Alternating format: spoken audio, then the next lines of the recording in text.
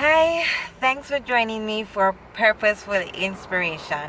Yes, it has been a while, but God has been doing a work in me. He has been refining me for the best description of what has been going on in my life. I felt like I've been in a furnace, but that's a whole nother testimony. I just want to make a commitment to you, my lovely viewers. Thank you for your concern. For those who may have been praying because you're not seeing the regular videos, thank you for your prayers. And I make a commitment to you as my viewers and to God that I will be more faithful. And it's public, so I can't really, the only thing I have on this earth is my word for now. Don't have children yet, so the only thing I have is my word, and I give you my word that I will be more faithful in these videos. So I just want to leave an encouragement with you for today. My voice is not 100, but I'm really impressed to do this video. So sometimes we come up with our plans, and we come up with things that we want to do, and it's our own agendas, and it seems right. Everybody's doing it, and it's okay. It's the ideal way to go. It's the best thing to do. However, we don't consult God, and I have been through that process where I'm learning to lean on God more and more each day. So even before doing this video, I was like, all right, God, I would want to talk about, what was the topic? I would want to talk about fear and how we can use elements going on around us to motivate us. But I was like, no, girl. What do you want? I stopped and I said to myself, God, what do you want me to speak about? What do you want me to share about for a few minutes? And it just came to me, lean on God. And I will go more into that concept or that challenge. I'll tell you what that challenge is about. But I learned to lean on God daily, and earlier this year, 2019, at the end of last year, I applied for a program, Interact, which is a Teach English in Japan program. I went through the whole process, because it's awesome going to a foreign country, teaching and not teaching my language and my culture, which is Jamaican, to Japanese students. So it seemed like an awesome experience, and I know persons who are in Japan currently who are having the time of their lives, and I was like, yeah man, this is for me. I can just get up and go. And I went through the application process. I went to the interview. I shut up the interview. Like, it was awesome. I had fun doing that interview and the video, which is a demo of teaching an English lesson. So I did it. Everything was submitted to the Japan headquarters for them to review my documents, my application, the video of the English demo lesson, and I got through. Yes, they said, hey Crystal, you're approved. We are sending you to this area in Japan in a few weeks. We'll let you know exactly where you're going to go and what to do, how to start the process to get the ball rolling. And I'm like, yes. However, I wasn't settled in my spirit about something, and I was praying about it, and I was saying, God, what is it that you want me to do?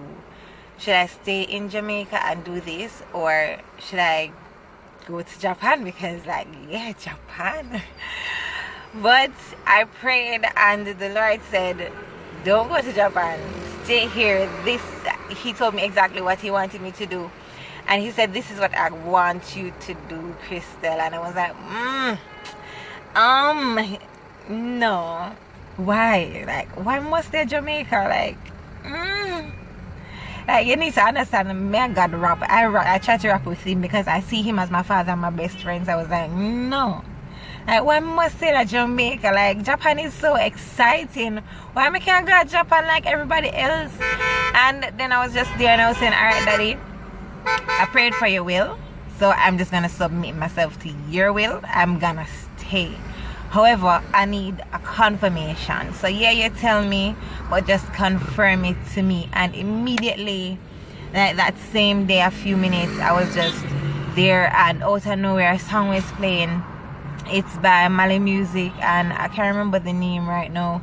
And the song was playing all along, and I was just praying and talking to God, and I stopped, and the music just came clearly in my ears, and it was saying that the way may be cold and rough and lonely, but the Lord is just saying, go, just go, do what I say. And I'm like, all right, God, me get you. I hear you. I'm going to stay.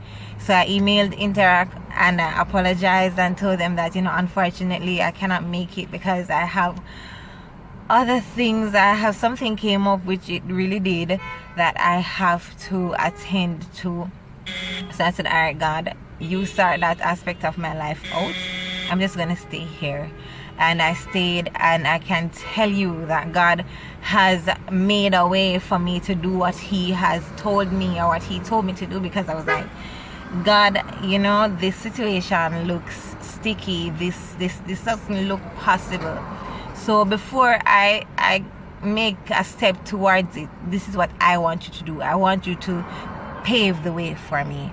I want you to make it impossible for me to turn this thing down, because you are the one who told me to stay. You are the one who told me to do this.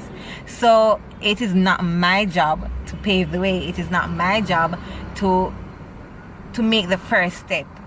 You need to ensure that everything is good. You need to ensure that there is no problems, that every challenge that may arise, it's squashed before I even start. And that was my prayer. And I tell you, God just did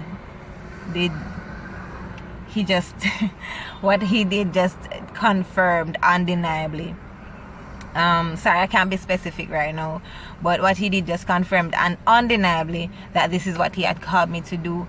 And then recently there is this prayer challenge that has been launched by Tamalsia J. She has a website, Pray for the Bride, which seeks to get the church, especially the young people, but mainly the church, the body of the bride of Christ, to get back into fellowship, especially with interceding for our nation, interceding as a church for each other. And her challenge for November was Lean on God. And she has this group, and she just puts us together, and she says, look here, we're going to lean on God each day for basic things, for direction, for which bus or transportation to take. For me, it's which route to drive home, because there are multiple routes I can take at different points. So I would just say, all right, God, tell me where to go. So we have to learn to lean on God, because it's really important. Sometimes, as I said, we are so caught up in what is going on around us, and we were able to make our own decisions. Yeah, thank God for knowledge and brain power. But still, we don't need to be making decisions outside of God, especially major and even minor decisions. So I want to encourage you and implore you, just lean on God. If you want to learn more about the challenge, just check out Pray for the Bride. Just Google it or type in Tamalsia, TAMALCIA, Tamalsia, .com on. Just Google it. Right? So it's I just want to encourage you, lean on God. There is nothing that we can do without Him, and the proverb says that in all thy ways acknowledge Him, and He will direct you. In everything that you are doing, acknowledge Him, He will direct you. I know some of you may be facing some real major decisions, or you're wondering what to do, but in all thy ways acknowledge Him, and He will direct your path. He will say go here, He will say stay, He will say move. And what works for me, or what He tells me to do, is not your prescription, it's not your direction map, it's for me to follow. So you need to seek God for yourself and ask Him what He requires of you, what you should do, where you should go, how you should operate. So I leave that with you today. Lean on God in all thy ways, in every single thing that you do. Acknowledge, I emphasize it, acknowledge Him. Bring Him into the conversation of what decision you should make, and trust me, He will give you the best option, better than what you thought was the best option, He knows what's best. So acknowledge Him, lean on Him, trust in Him, submit your life to Him, because He wants to direct your path. Have a blessed day, and thanks for joining me. I hope you enjoyed it and you are blessed and inspired to live purposefully. Have a blessed day.